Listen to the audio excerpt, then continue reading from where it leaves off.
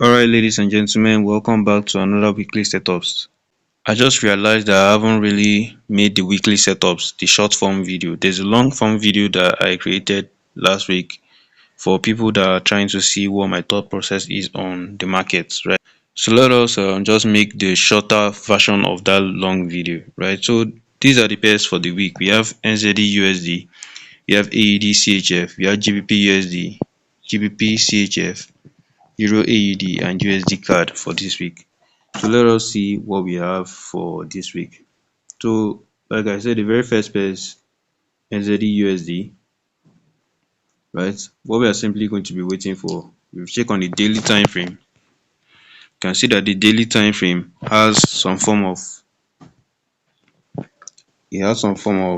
left left head, right shoulder right here. Daily time frame is actually currently bearish. This is the lower low, this is the lower high, right? We had a little bit of retracement. On a daily time frame. On the weekly time frame is also currently bearish, right? If you look at this closely, this is actually the higher high and this is the higher low, right? So we had a strong weekly engulfing. Let's go over to the 4-hour time frame. On the 4-hour time frame is actually currently bullish. If you look at this is the higher high and this is the higher low. So for us to sell, right, we need 4-hour time frame to actually switch bearish, right?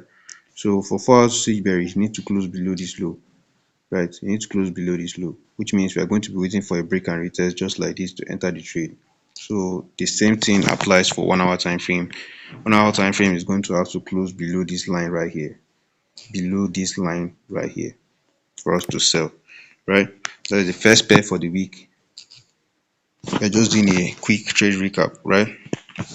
Second pair for the week, we are pretty much going to be using the daily time frame on this case, right? If you look at this, we have a strong area of interest.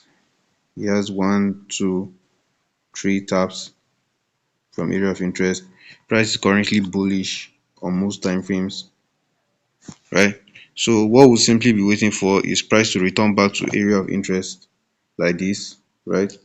On the 1-hour time frame especially, then we'll look for shift of structure as soon as price get to area of interest and then an engulfing to take the trade. That will be the second pair for the week. Third pair for the week, GBPUSD. On the daily time frame, as you can see, we have a clean left head, right shoulder right here.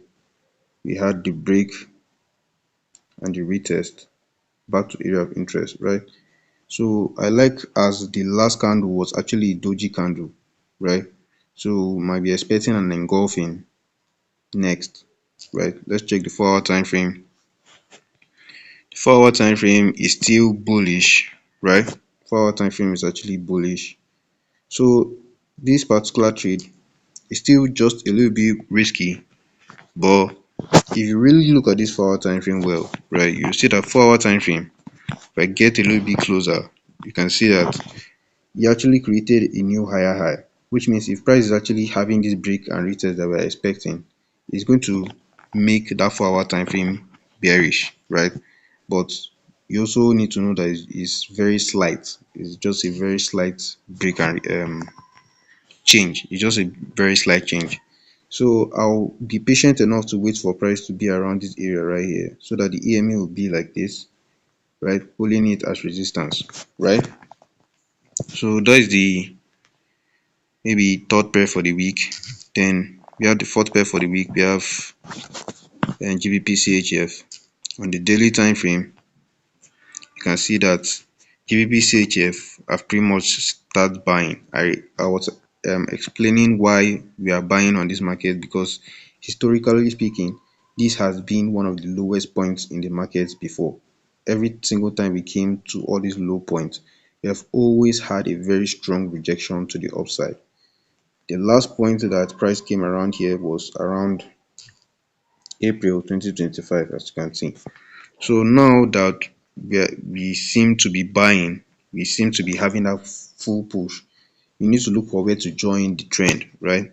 So we have this minor daily area of interest. As you can see, 1, 2, 3, 4 tap from area of interest. We'll be expecting a retracement back into the area. So we are technically working with the daily time frame here. So as soon as the daily time frame gets to area of interest, then we'll now jump down to 1 hour time frame and look for shift of structure at area of interest and engulfing to take the trade to the upside to join the trend, right? Euro AUD is another pair for the week. If you watch the long form content, I analyzed that pair.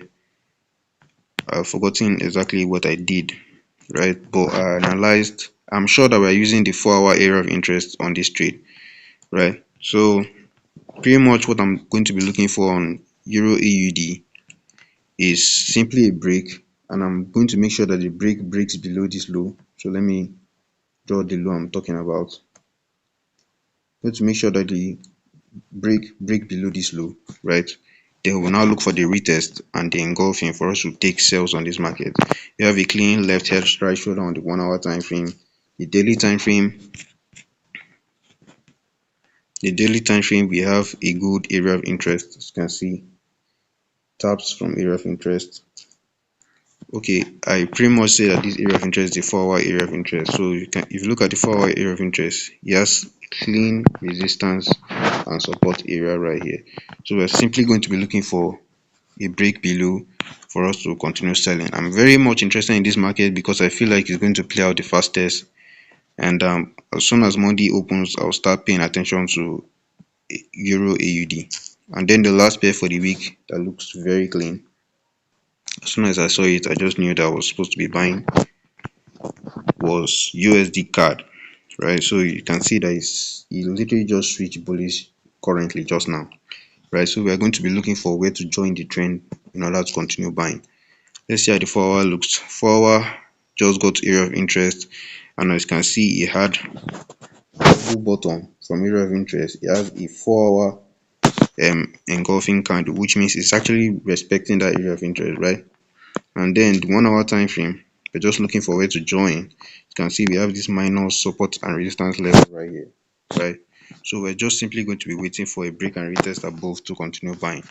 I apologize for actually making this video on my phone. A lot of circumstances a lot of things are just happening at the same time, but I don't want to be giving excuses on why I can't really drop a video. So forgive me, and I'll next week I will try to do something better. So I'll see you guys in the next video. Remember to subscribe to the channel, it's absolutely free, and that's pretty much it.